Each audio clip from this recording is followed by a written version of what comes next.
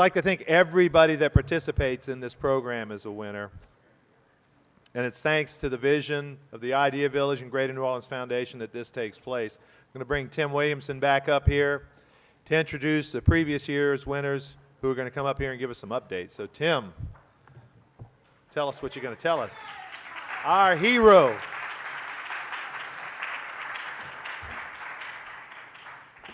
All right, well, thank you. Well, first, it's so great to see Harry Shearer again. This is like we were talking about, this is our annual ritual. It's like Mardi Gras and Jazz Fest. We meet everybody at the stage every year. It's so great that every time of the year we come back together for really one specific purpose, is to identify the next great ideas coming out of the water industry. And we started this specifically for this moment, that the belief that if we can find these individuals who have innovative ideas and build a community to support them, you can start to create change in the industry. And it actually started to work, which was fascinating when we did this. We didn't realize in the beginning, we were hoping you'd find some great ideas, but what we have found in the first 3 years is remarkable entrepreneurs with incredible ideas who were able to leverage this platform and start. And I'm very excited to bring each and every one of them up. It's interesting, it's like a new crew, the water crew. We've got a cohort here that's come together, and we're excited to introduce the new ones into the crew. But entrepreneurship is a journey. Just because you win a contest or win the competition, you didn't really win. You actually won the right to start a business, and you won the right to actually go through a journey. And so we'd love to bring up the 3 entrepreneurs who've been on this journey and maybe update the water community on your progress and where you've been.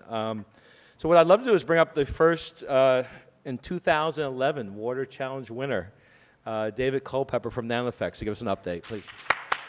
Good afternoon, and thank you for coming. I also want to extend thanks to the Idea Village and Tim Williamson, and Emily Madero at the Idea Village, and also Grasshopper and Steve for all the tremendous work they've done and how much they've helped my company. I'm CEO of Nanofex. Nanofex is a company that was, we have the option to license a technology that was developed at Tulane University, where we use sugar from sugar cane and heat it up to form small microcarbon spheres, much like caramelizing onions in your kitchen. If you've ever done that, as you heat the onions up, the heat converts the sugar in the onions to carbon. So that's what we do with these little sugar droplets. And once we do that, we have these nano-sized iron particles embedded into them, and we use chitosan, which is extract from crustacean shells, like waste crawfish shells. So we end up with a black powder, and this powder we can mix it in water and pump it down to the ground where you have contaminated soil and groundwater. And these particles are so small, they travel through sediment pores and go to where the contamination is located underground, and the carbon sticks to the contamination, and the iron particles break it down to non-toxic byproducts in the ground. And so it's a very novel technology. We have a worldwide advisory board, worldwide renowned advisory board. My background, I've got more than 3 decades in the groundwater remediation field. So we're very proud to have this technology and very thankful for everything that Idea Village has done. This year we're hoping to secure a contract with the Department of Energy and use that contract to help secure funding for building a pilot demonstration project. So with that, I'll turn it over to the next person. Thank you very much.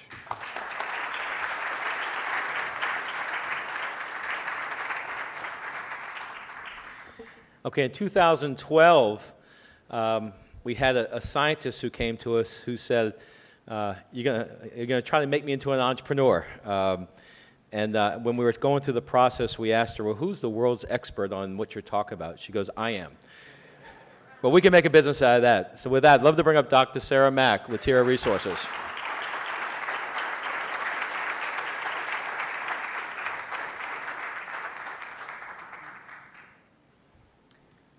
Thanks so much. It's such a privilege to be here. I'm such a huge proponent of this program. When I look back, I really can say that we wouldn't be where we are today had I not received all the training that I received at Idea Village.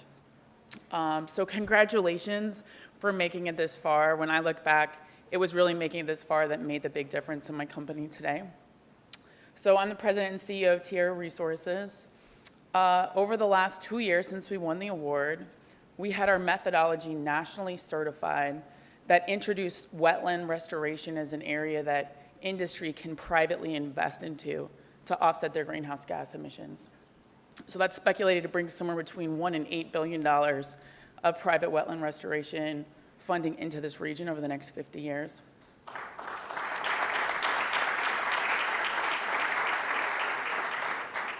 So since that time, we've launched projects with Entergy Corporation in St. Charles Parish. We've launched another project with ConocoPhillips along the coast. And we recently launched another project with Shell in the Maurepas-Manchac area. And 2 weeks ago, we were also acknowledged for our work by the Climate Change Business Journal with their Innovation and Climate Adaptation Award. So thank you so much and good luck to all of you, and I hope you guys go on to be Louisiana proud.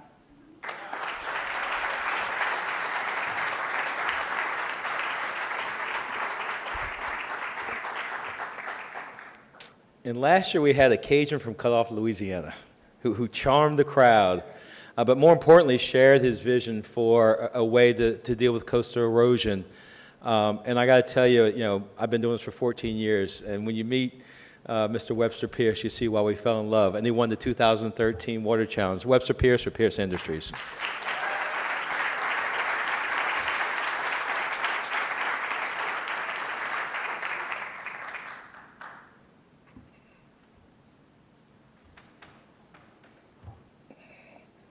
I don't normally stand in front of crowds. I usually stay in the background.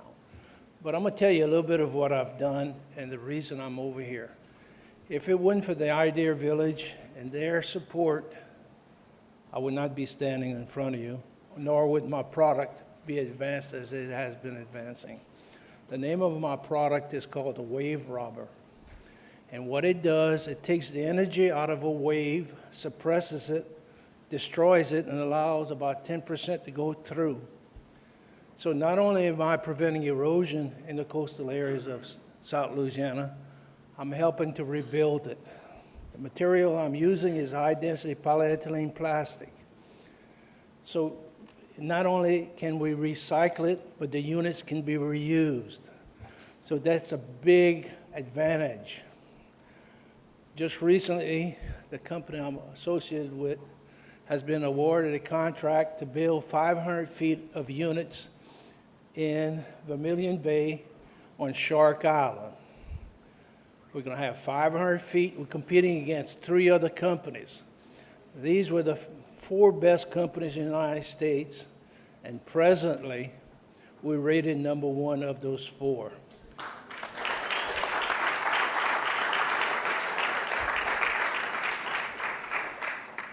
But I'd like to say this about Idea Village. I won an award, $50,000. The financial assistance it's giving me is tremendous because everything I'm doing is out of my back pocket. I have nothing coming in. And my legal fees, you wouldn't believe how expensive it is to take an idea, take it from where, oh, excuse me. I talk with my hands, okay? Take an original idea and walk it through the processes. It's very expensive, and the Idea Village and their support financially, plus the people that have helped me, I can't give them enough thank you. And I mean that from the bottom of my heart. They're the best thing that could have possibly happened to me. I really mean that. Thank you all again.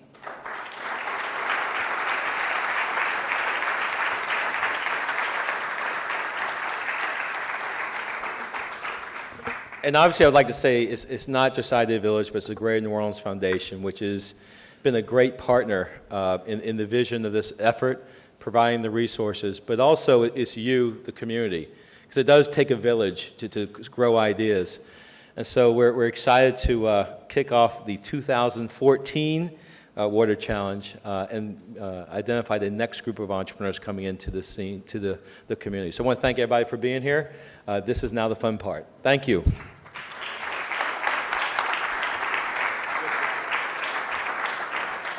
Thank you, Tim. Fearless leader, the man that makes these things happen, the man who asks the right questions. I don't know what to say about Harry Shearer that hasn't been said. He's done so much for New Orleans, so much for Louisiana. We're blessed to have him as a resident here. This is his third year playing the MC, which is a really tough gig, I know, of the Water Challenge, because this is so exciting, it probably makes him nervous. One of the few things that makes him nervous. But I'm going to quit talking about him because he's a lot funnier than I am. So, ladies and gentlemen, we are grateful for the presence of Mr. Harry Shearer.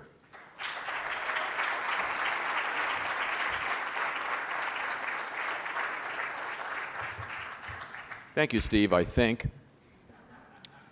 Shout outs to any pony girls in the audience. I'm delighted, I'm always delighted to be in New Orleans, but I'm delighted to be here again. Thanks to Steve and Grasshopper for inviting me. It's very exciting, as you know, to be part of this. This is a really amazing moment in time. Of course, it's just 2 days after World Water Day. So buy somebody you know a glass of water in support of that. And just in the run-up to this, so many things occurred to me about the centrality of water to our moment in time. The hundreds of billions of gallons that we're currently using in fracking wells around the country, many of them in counties in Texas particularly and in other states, which are known to have high water stress, that is to say, nearing drought conditions. My native state, California, of course, going through a historic drought right now. Hundreds of billions of gallons of water being used in Fukushima right now, trying to cool down those fuel rods, keep them safe. News last week, I don't know if you saw, that Israel has achieved critical mass in desalination efforts, and at the same time the BBC reported a breakthrough technology using graphene membranes to make desalination much more economical. So this is a very exciting time to be involved with water technology, and the problems of water that are going to be facing us in this century. And I can just say good luck to everybody who's competing this afternoon. Your ideas are needed and welcome. We're blessed with a stellar lineup of judges for today's competition. Henry King is founder of the business law firm of King, Krebs, and Juergens. The focus is on financial and corporate transactions with a strong emphasis on admiralty and marine. He graduated from Vanderbilt and earned his law degree at LSU. Henry is a renowned business attorney, this year a major supporter of the Water Challenge and New Orleans Entrepreneur Week. King, Krebs, and Juergens is offering $45,000 worth of legal services plus office space for 1 year to the Water Challenge winner. Thank you, Henry.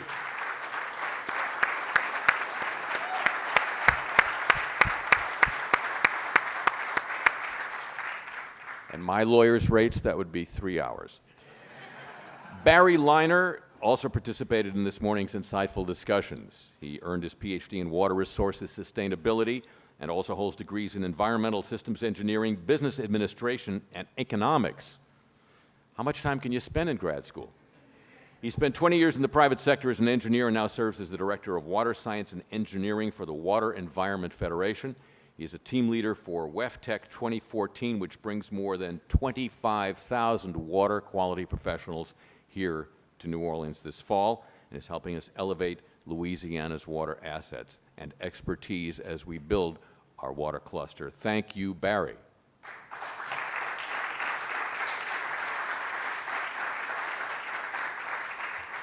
For people who've been in this room for the last hour or so, this is a familiar name and a familiar face, Patrick P.J. Newcomb.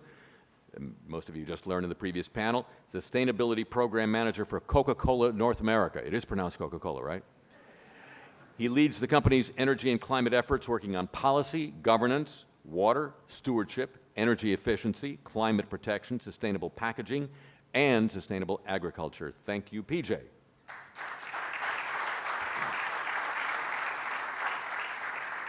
Coleman Ridley is a graduate of William & Mary and of Tulane Law School. He practiced business law at Jones Walker for more than a decade, where he represented a wide range of business clients and specialized in legal issues such as labor, intellectual property, and music copyright. I got to give you a call later, sir. In 2013, Coleman was recognized for his business leadership and recruited to serve as the managing director of the Business Council of the New Orleans and the River Region. Thank you, Coleman.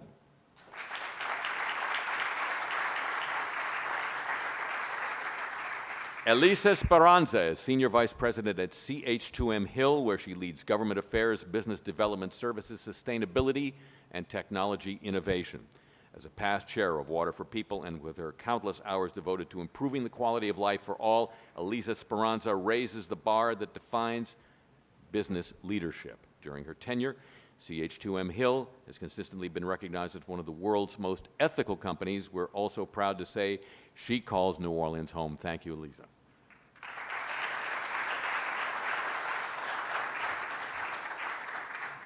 And that means it's showtime for today's entrepreneurs. The four you'll meet today were selected from a group of 14.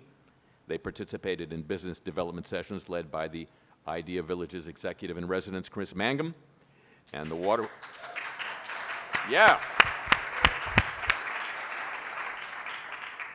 And the Waterworks team of Miriam Biblidia and Jennifer Roberts, who many of you met last year, finalists in the 2013 Water Challenge. Thank you, team.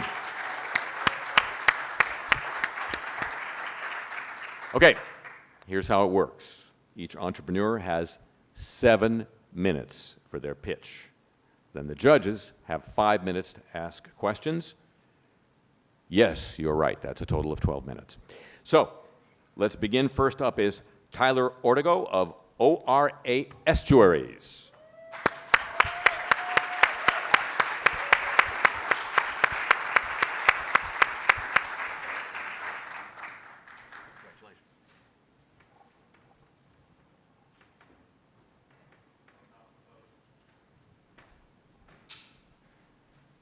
All right. Thank you, guys. I'm Tyler Ortego. I'm the president of ORA Estuaries. So why estuaries? What the heck is that? Well, we've got an estuary right outside the door. It's part of the delta system here. Deltas and estuaries are where the river meets the sea. They're the cradles of civilization, a source of great abundance of agriculture and seafood. They're our connection to commerce on the oceans. They buffer us from storms. Likewise, they buffer the oceans from us. And they're feed and nursery grounds for oceanic species. They're not just our history, they're our future, and they're collapsing. What's happening next door in Louisiana is happening all over the world. It looks different depending on where you go. It takes a variety of different forms. But the point is that if we expect to maintain a way in a quality of life, we're going to have to make major investments in both infrastructure and ecological productivity. And in these times of scarcity, major investments can be a major challenge, but big challenges require creative solutions, and we've got one for you. This does not show up well at all, but our business is based around the Oyster Break Shoreline Protection System. This is a patented modular concrete breakwater system. They look like this. They're like big round Legos. You stack and arrange them into any configuration that a project designer deems appropriate.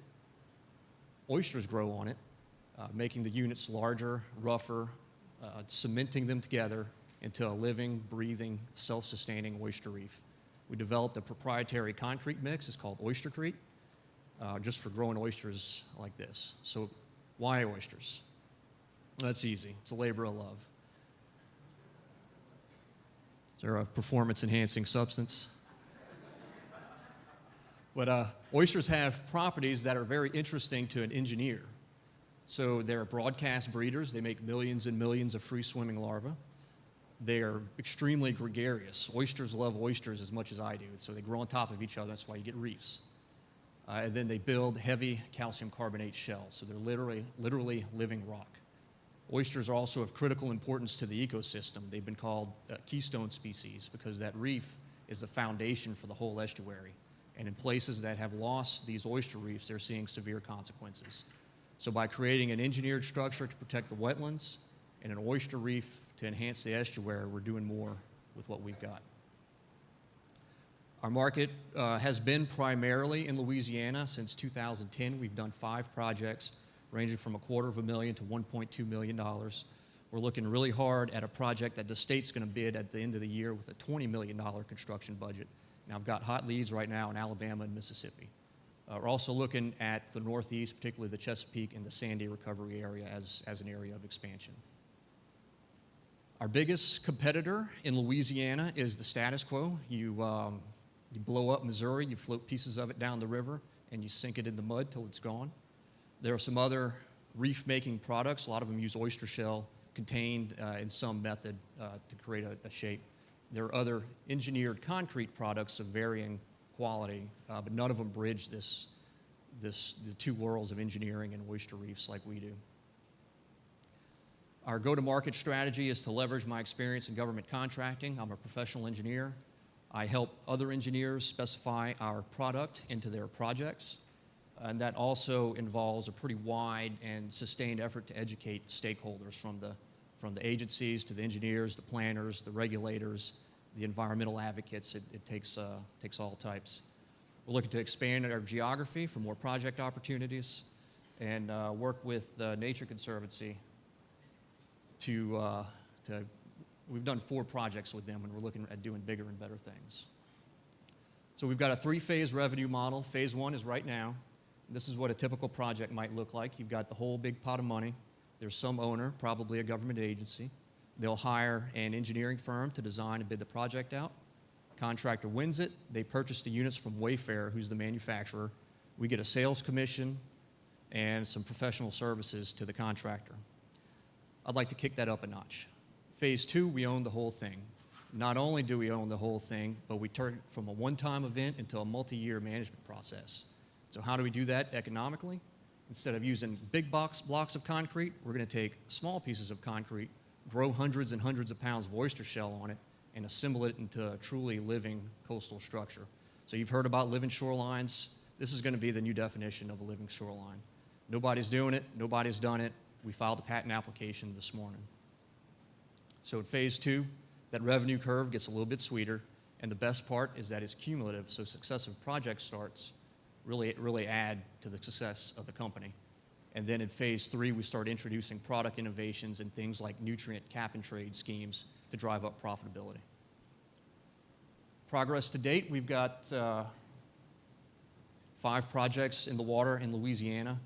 In the past month, we've had 4 projects either go out to bid or be awarded. We've got a new patent filed, and everybody wants me to be their oyster guy. It's pretty exciting. So you'll hear me say we a lot. I've been doing this for a while. There's some parties involved. Aura Estuaries is my company. I'm primarily a one-man show. Farhan's out in the audience here, a recent civil engineering grad. He's helping me out. Aura Technologies is the patent holding company. I'm one of the inventors. I'm an owner of Auratech. Wayfair is the manufacturer. Phase 1, we do a commission with them. Phase 2, we're going to purchase from them. And then this was developed as a student project at LSU, and we still work with them pretty much continuously to develop the science and the engineering. So what are we doing here today? I need your help. I've put years of my life, every penny that I've ever made to get us where we're at today. These projects are just now happening after long delays, and with a little boost, I can pull them off, I can get phase 2 going, and I can take this business to the next level. Thank you.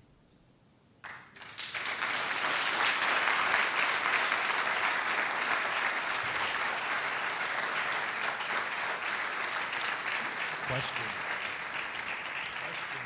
This is your time. Hi. Yep. Okay, check. So what is your, besides money, what's your limiting factor? What's your pinch point? Is it the manufacturer of the structures there? Is it contractors? Is it education? What is it? My particular role, this is going to be cumbersome. Anyway, so my particular role here is very small. As one of the patent holders, we licensed the product a long time ago because none of us had any capital or experience or any of that fun stuff.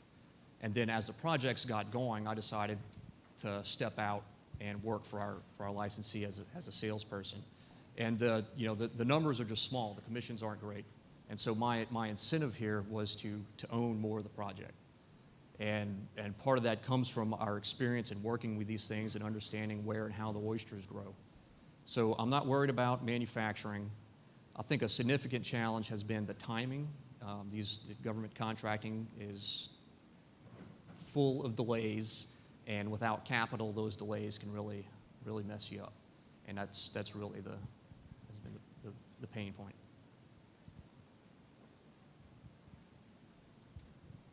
Hi. So along those lines, could you talk a little bit more about the owners and who the customers are? You're saying government agencies. Can you give us some examples? Okay, so we've completed one of our 5 projects is a Culpepper demo. So the state of Louisiana was the contracting agency. National Marine Fisheries was the federal sponsor. The projects we're doing now are primarily with the parishes, but they're using federal money that flowed down to them through the CAP program. And we're also, we turned in a submittal package, an approval package to the Alabama Conservation Natural Resources for their first NERDA project, BP NERDA project. What are the cost parameters for the projects that you currently have underway and those that you are bidding currently? So the big one that we did on the Gulf Coast was a couple $1,000s per foot of structure because it was very wide. We just completed one, or the bids just came in for about $370 per foot. In most cases, we're either comparable or a little under a rock structure. And the advantage gets a little bit better if there's a shallow approach to it, or if soft soils, the way you compensate for soft soils is by adding more quantity. So you sink some and some sits on top. And we don't have to do that. We have a much lighter bearing load. Great, thank you.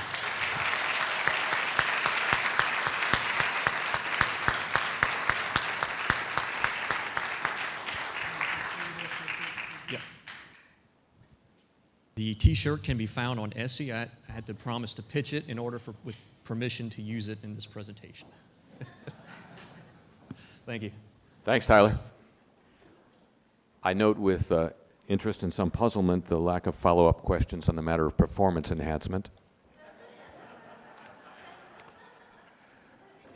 Next up is Julia Kumari-Drapkin with I See Change. Thank you. Hello, my name is Julia Kumari-Drapkin. I'm the executive producer of I See Change. I See Change is dedicated to connecting people to each other and their changing environment online. As the climate continues to change, we'll be making critical decisions about our homes, our food supplies, and our infrastructure without historical weather records as a dependable guide. I'm sorry, is it me or is it just hot in here? Is it just me, or is the bayou high today? Is it just me, or are the prices for crawfish, shrimp, and coffee sky high? Is it just me, or was the weather on Mardi Gras Day outrageously weird? And wasn't it weirder to be having snow days in the South when Olympians in Sochi are sweating on the slopes? Who here has had questions like that this year? All right, well, we all have climate questions, but science and journalism have a hard time answering those questions, and that's because of scale. It's really difficult to drill down from global models of climate change and tell any one community or any one person, this is how much climate change is changing you. And because we can't document the impacts, we can't implement solutions. When I was a reporter in DC covering climate change, I asked the advisors to the president, why aren't we getting anywhere with adaptation? And they told me, we can't go to a congressman and tell them, this is how much climate change is affecting your district. And I thought, we need a bridge, something that will allow a local community to reach science and satellite data halfway. So in 2012, I got a seed grant and moved to Colorado to test out my idea. What if we crowdsource our experiences and compare them to climate data over time? What would that look like? Farmers, ranchers, and gardeners, fishermen, and hunters showed me their climate notes scrawled into the margins of calendars and in composition notebooks. And that's when I realized we need to reinvent this. The Farmer's Almanac is the longest running magazine in the history of the United States. But it wasn't built with 21st century technology for 21st century communities experiencing 21st century climate change. I See Change does just that. By providing communities and empowering them with the ability to tell their climate change stories with data over time. We send push notifications to the IC Change community as the weather and the seasons change, and we ask them, what are you seeing change? Post your photos. What's your questions? Tell us about the impacts. It's like talking to a friend about the weather, except IC Change is connecting you to an informed community, one that can tell you that it's time to break out that bug spray, or what fish are biting in the bayou, or what streets are flooding, if the tap water tastes funny, or how long crawfish season's gonna last. We also provide a platform for local communities to collect data, to document their experiences over time. With sensors the size of a keychain, we can turn mobile phones into mobile weather stations and digital rain gauges. We have a network of 19,000 volunteer rain gauge observers ready to help us test IC Change sensors right now, and that's not all. IC Change is directly working with NOAA and NASA to access new satellite data on soil moisture, ocean temperatures, salinity, soil, rain, snow, all this data that we can turn into actionable information. The Weather Channel or the app on your phone can tell you what the weather's doing today, but it can't tell you what the impacts are. IC Change is taking quantitative and qualitative data to tell you how the weather is impacting you, your lifestyle, and your livelihood over time. And with time, IC Change can better predict climate trends, disasters, and disease faster than mainstream media or government reports. IC Change is free for anyone, anywhere to use, but our paid subscribers will receive aggregated data analysis and custom reports telling them what the environmental risks and opportunities are.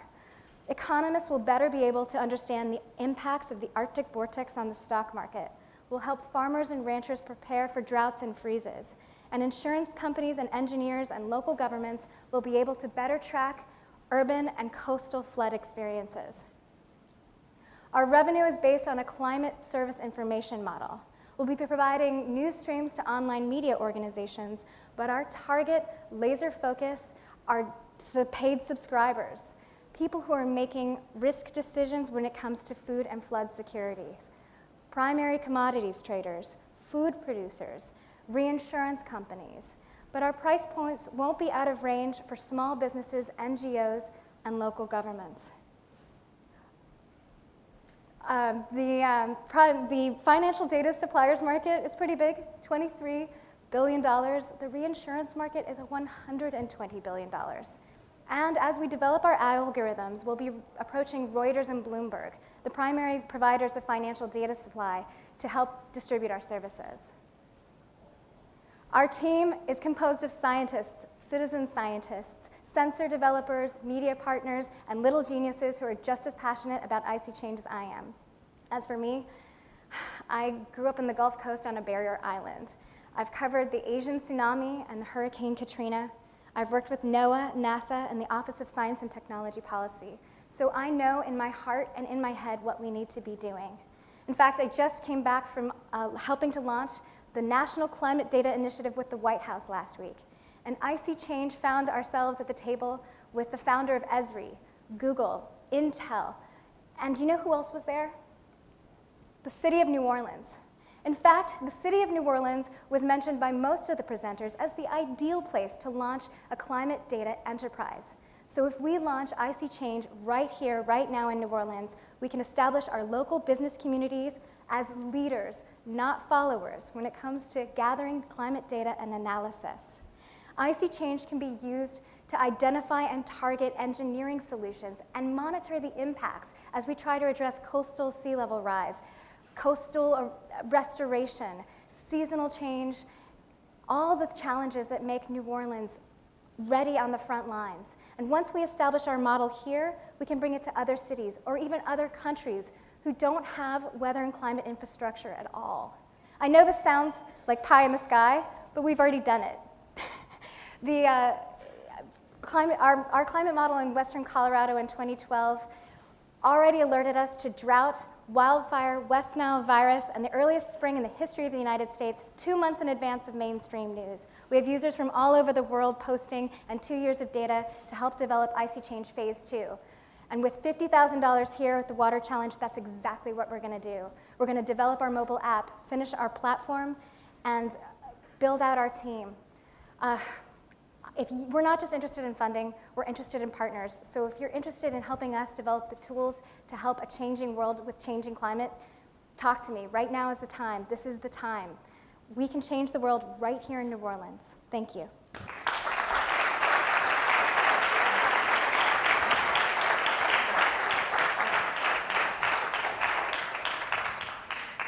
You have a paid subscription model, I do. and what do I get out of it as just a regular user who's going to be contributing? Absolutely. So you get a detailed log of how your life is changing and your story according to the weather.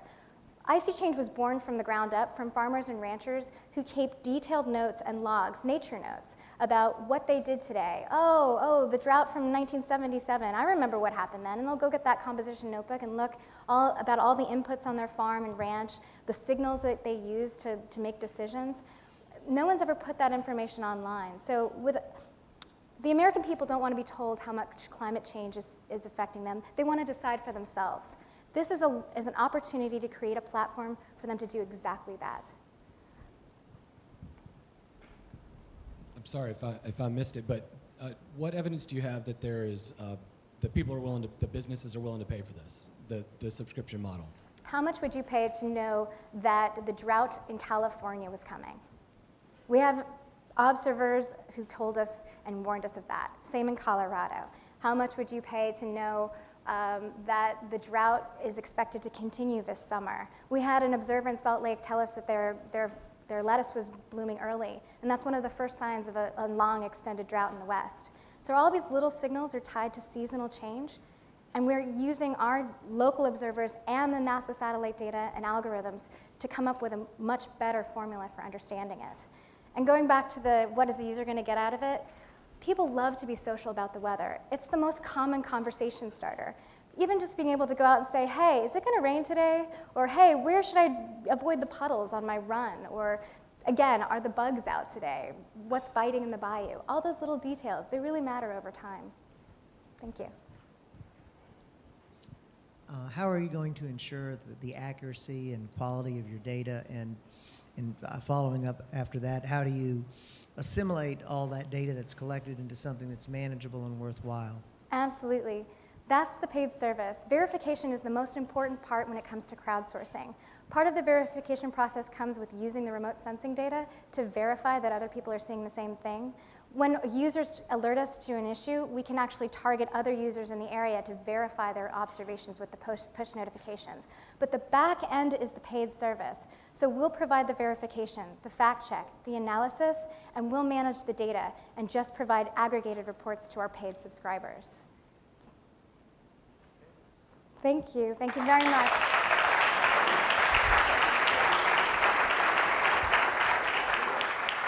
Thank you. Julia Kumari-Drapkin. Now, our signals are coordinated, and our next entrepreneur is Wayne Erdman of Riverview Construction. Wayne.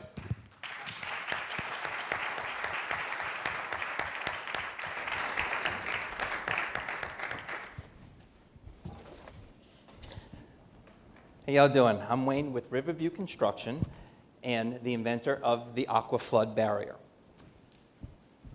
For the last 8 years, I helped rebuild New Orleans as in the solar and energy field as a very successful business. And during that time, I knew there was a need for flood protection in New Orleans more than what we have existing today. In my own experiences, I found at our building last year, I suffered from almost having a flood. During this time, the water came up to the building, and I had a good elevation, I had good street drains, but yet the water kept rising because it was just so much rain coming down and repetitive high amounts of rain. And to fix this problem, I ran to Lowe's, I got as many sandbags as I could, and it still never fixed the problem because they were heavy, they were bulky, they ended up falling apart, and we just ended up throwing in the backyard, filling in some potholes. But of course, there's a bigger problem. 29,000 homes in New Orleans suffer from the same problem of property losses from reoccurring floods, from heavy rains, clogged street drains of New Orleans. And for the homeowners, it's loss of work, mold and mildew from health problems, and of course, total frustration just dealing with flood conditions in the house. The Greater New Orleans Urban Water Plan says that if we have nothing that we do over the next 50 years, we'll see $8 billion in damage from floods. As you see, only 15 minutes of rain caused this much damage in the New Orleans area. Riverview's aqua flood barrier starts with two different models. Our first model was, let me get the laser, was a portable model, small, and then we advanced to a little bit more permanent model to be in place, and so no worries would have to come to go ahead and put it out during a flood like sandbags.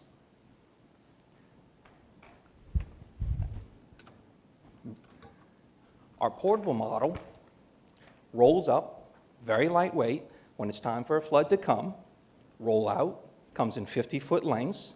Idea is it'll attach one to another. You can go all the way around the structure, or a building like mine, you only have to come up to the front. As the water comes up and approaches, the baffles open, holds itself down by sheer water pressure. As the baffles will hold the water back, preventing the flood. As the waters go back down, the baffles just collapse, let it dry, roll back up, store in your garage. So it's a very simple, lightweight product in comparison. Our automatic model, which is more of a permanently installed structure into the home. As the water approaches the house, this will be permanently installed. The flap opens up automatically by flotation. The water will stops it from coming into the house. As the water then recedes, it slowly goes back down and stopping the flood into the house. As our model shows, it's aesthetically pleasing to go around the house, so it's like artificial grass, but we have some kind for stone, concrete, that way it'll blend in with the house. And the idea is this will have electronic monitoring, so you'll know by alerts or text or email that something has been deployed, and you know that protection have done its job and saved the home.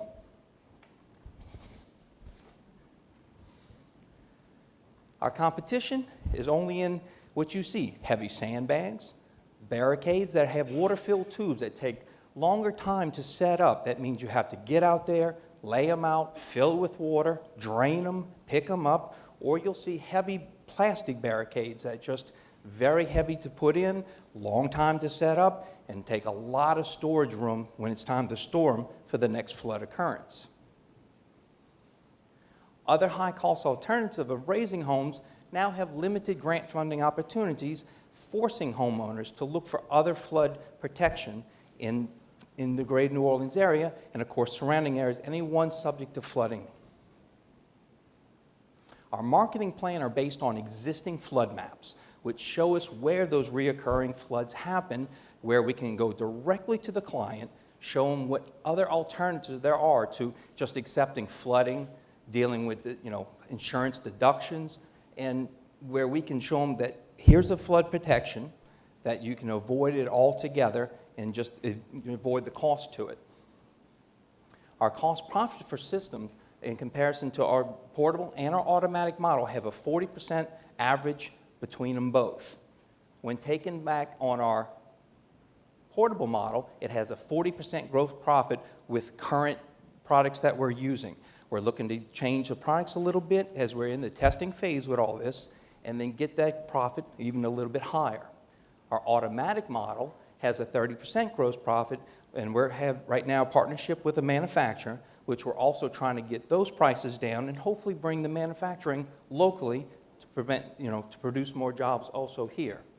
With both of these figures, we're looking to grow the profit or grow the business at 18% a year before even we start distribution to other contractors around the nation.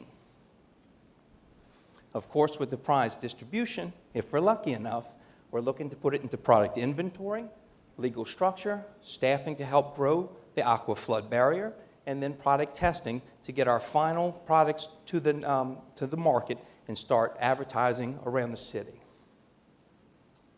And of course, our impact would be job creation, subcontractors, partnering with landscapers as there's minimal training to install the products, and then expansion to other markets as just a distributor to other contractors to show them this is a viable product in many areas of the country that see flooding problems.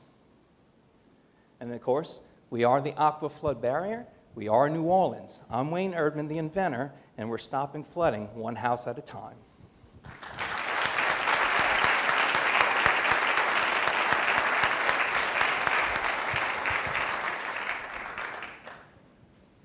So for the portable, you had $7,500 for a typical house? That's considered the whole house. That's all. Is there any discount from their insurance? Not yet. We're still working on some of that. But as flood insurance has been set governmental, and of course they just passed the bill, but it's something that we are entertaining. Yeah, and I missed that. The $7,500 cost, was that just for the materials, or did that include installation? The entire Okay, installation. Thank you. Okay. So your marketing model seems to be to drive sales off a website. What about partnering with Lowe's or Home Depot? You know, if this works, wouldn't that be a quicker? On future, we're looking for more expansion, but once we get the product in, tested, and a lot of media on it, then we're going to look for the big kind of box stores that we can really distribute to.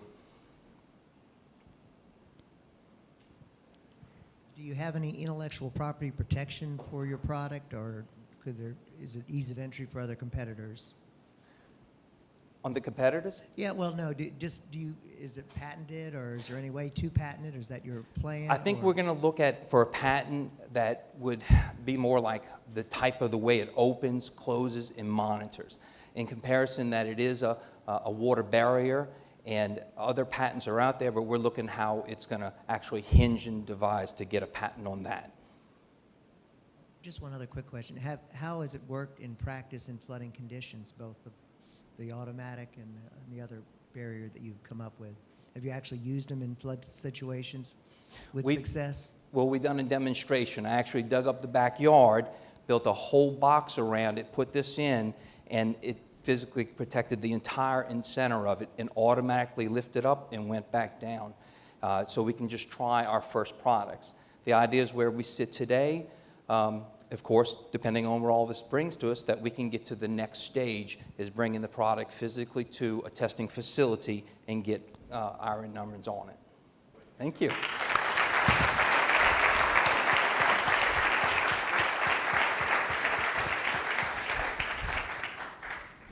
Thank you. And our final presentation comes from Demetria Christo of Eco-Urban.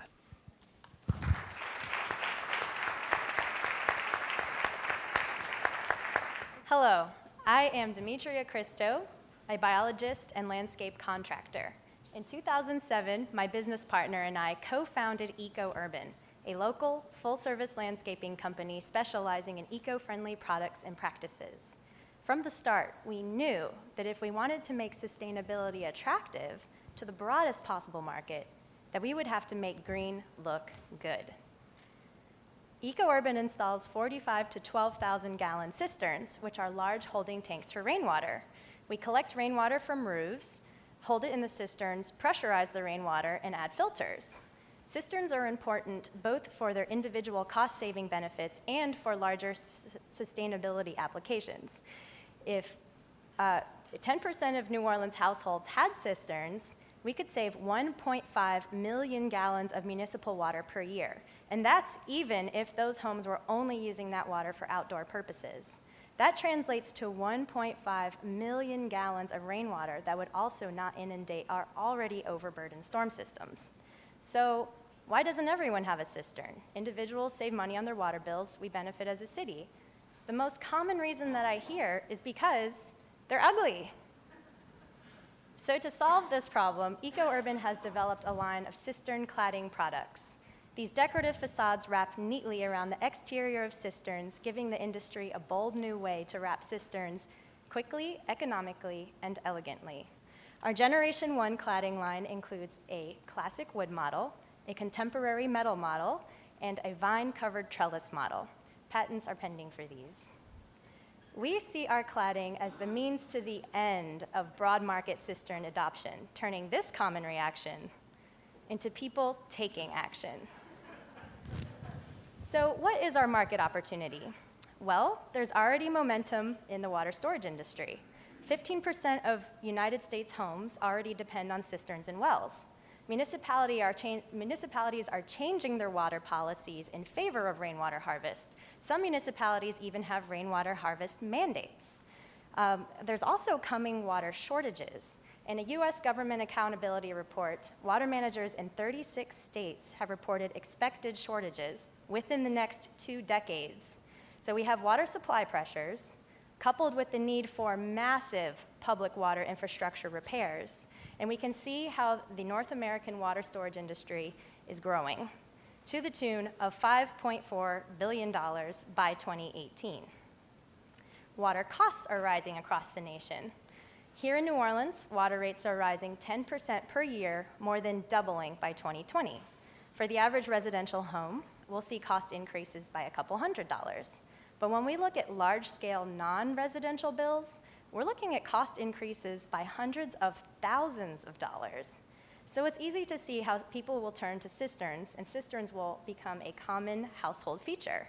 And when that happens, we're going to make those cisterns look good in our cladding. The closest products on the market, nowhere near compared to our cladding. They're either too expensive, too labor-intensive, too immobile, or still just ugly. EcoUrban's cladding is inexpensive, elegant and versatile, easy to order and install, and is modular for lower shipping. We have a proprietary mesh backing and self-attaching clasps. These features make EcoUrban's cladding superior to any comparable product currently on the market. With our online platform, it will be extremely easy to order our cladding. Clients need only specify cistern dimensions, drag and drop the holes needed to be cut for pipes, and then choose their cladding material, and then it's a simple click to order, ship, unroll, and install. Our target market includes developers and contractors, facilities managers, online distributors, and homeowners. Our cistern installation competitors will also become our clients. Our go-to-market strategy has 3 phases. In phase 1, which is now, we are already selling our cladding through our current cistern installation business. Cladding options are in turn boosting cistern sales. In phase 2, we'll establish certified service partners with exclusivity agreements. In phase 3, we'll scale up by selling to large-scale distributors and outdoor garden centers. As you can see in this chart, the top line indicates our projected annual gross cladding sales. The bottom line indicates our projected annual gross cistern installation sales. Here we have phase 1, 2, and 3, with projected annual gross revenues around $3 million in year 6. Now, that number is based on the sale of only 15,000 cladding units. With 11 million US households dependent on cisterns and wells, if only 10% of them are interested in our cladding, that's 1 million cladding units that could be sold. So we have room for growth. Our team is qualified with a broad range of expertise, ranging from landscape architecture to cistern installation, irrigation contracting, construction, and industrial design and manufacturing. Cisterns and cladding have significant environmental and economic impacts. Cladding catalyzes cistern adoption. We need cistern adoption to reduce our municipal water consumption and reduce the burden on our stormwater infrastructure. Cladding and cisterns also add entry-level technical jobs in the green industry. Both of these things are important to help position New Orleans as a center of innovation in the water industry. So I'm asking for $50,000. This would go towards our initial manufacturing costs, developing our online platform, which is an integrated system for sales, client, and inventory management, and towards legal fees for future patents as we expand our cladding line. We take pride in making green look good. Thank you.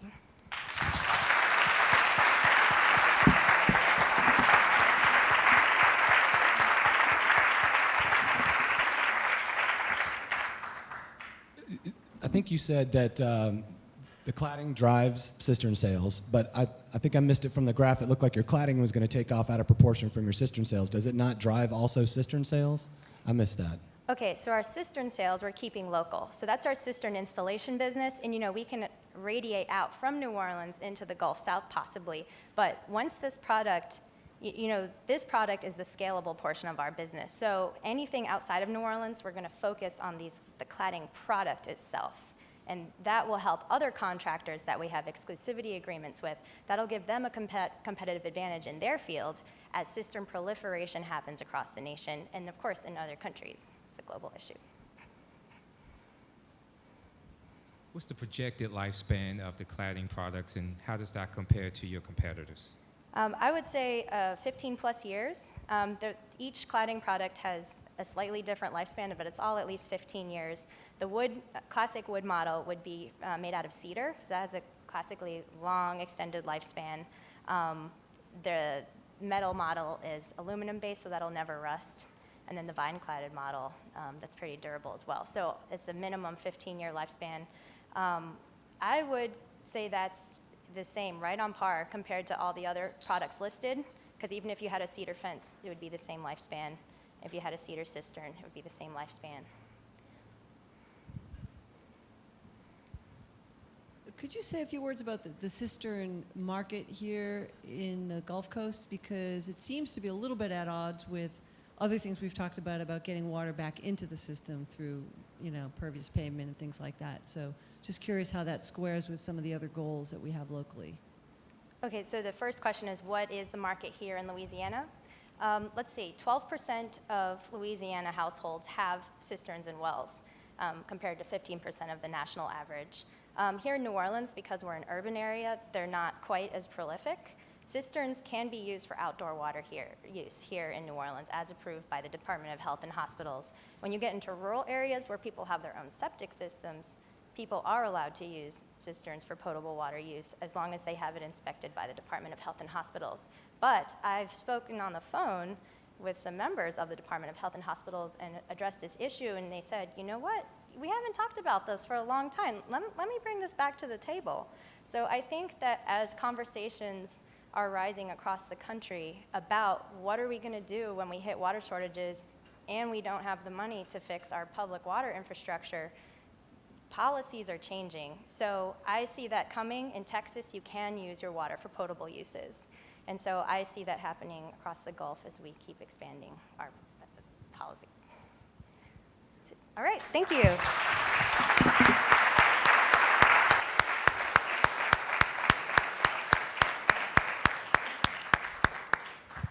Thank you all entrepreneurs, great presentations all. Now our judges are going to exit to a secure location, far from the prying technology of everything except the NSA perhaps, to determine the winner.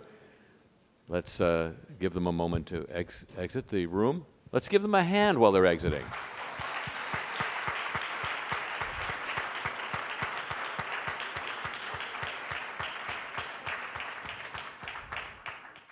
And now, we're welcoming back our judges.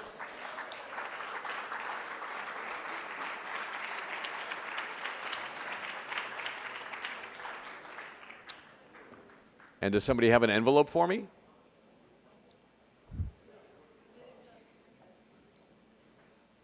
Actually, we have the envelope, which is in your possession? I'm in the possession. All right, so it's in the possession of Tim Williamson of the Idea Village, one of the great visionaries of this event. It's been my pleasure to be here again this year. I hope I get invited back. And now, with the word of the afternoon, Tim Williamson. Thank you.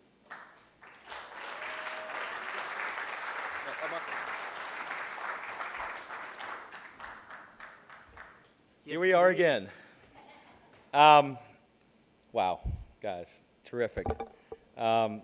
First, I'd like to begin, and this is, these competitions are hard, and you hear this all the time, but it's not about who wins or loses, but we believe all four of these companies are incredible entrepreneurs who have come up with incredible ideas that will change this city. So please give me a round of applause to everybody who's there.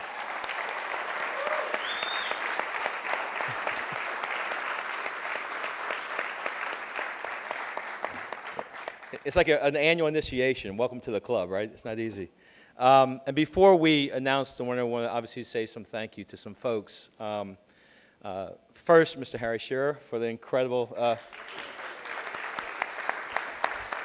MC. And this is our annual ritual. We'll come back every year. Thank you very much.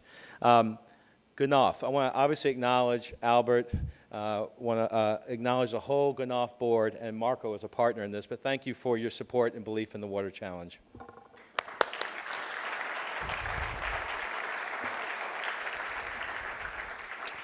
Coca-Cola, thank you for your partnership. In addition to the $50,000 prize, there's some extra added bonuses. So on top of that, King, Krebs, and Jurgen have put in $45,000 of legal services and also a half-page ad in City Business. So thank you for them.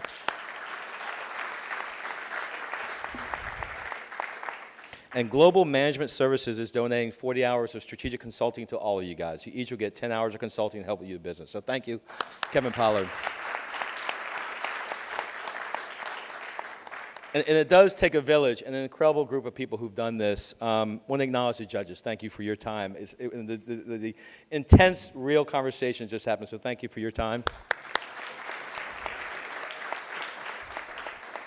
I want to acknowledge Chris Magnum, who has been the Entrepreneur Residence coach, cheerleader, but also friend to these 4 companies. He's done incredible work. Chris, thank you very much.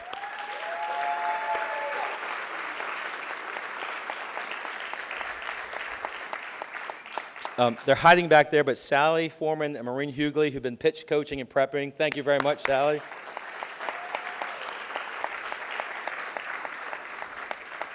And with a great story about this last year on this stage was Jen and Miriam from Waterworks. They were on the stage presenting at the Water Challenge, and this year they came back to partner with the Idea Village and to actually work on the Water Challenge. I want to thank Waterworks. Great new business.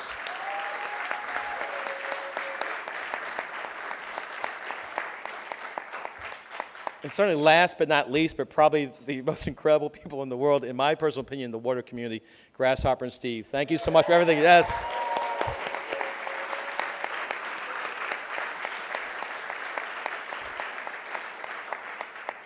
So we're now at the time where we believe entrepreneurs create change, and their ideas is an opportunity to support that. And here's an investment for one of the entrepreneurs. I'd love to hand it over to Marco for the honors. And thank you, Marco. Thank you very much, Tim. And thank you all again for coming. This is really a wonderful day. And congratulations to all of you. Those were great presentations. They were fabulous. You did a great job. And I've got Grasshopper's Christmas bell here just to add to the flavor of the moment. But as I open the envelope ever so messily, Tyler Ortego with Aura Estuaries is our winner.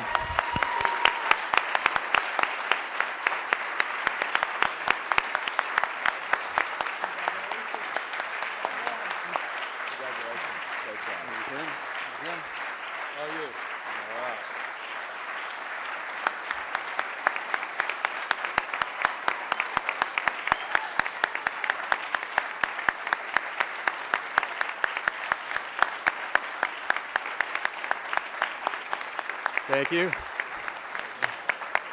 Thank you, judges. Everybody that helped out. I don't think I'm going to spend it all on Brad's shirts, but I think they were very influential in this. This has been one hell of an experience. I signed up for it just for the heck of it. Jen and Miriam asked me to promote the event for them, and it's really been incredible. So thank you. All right.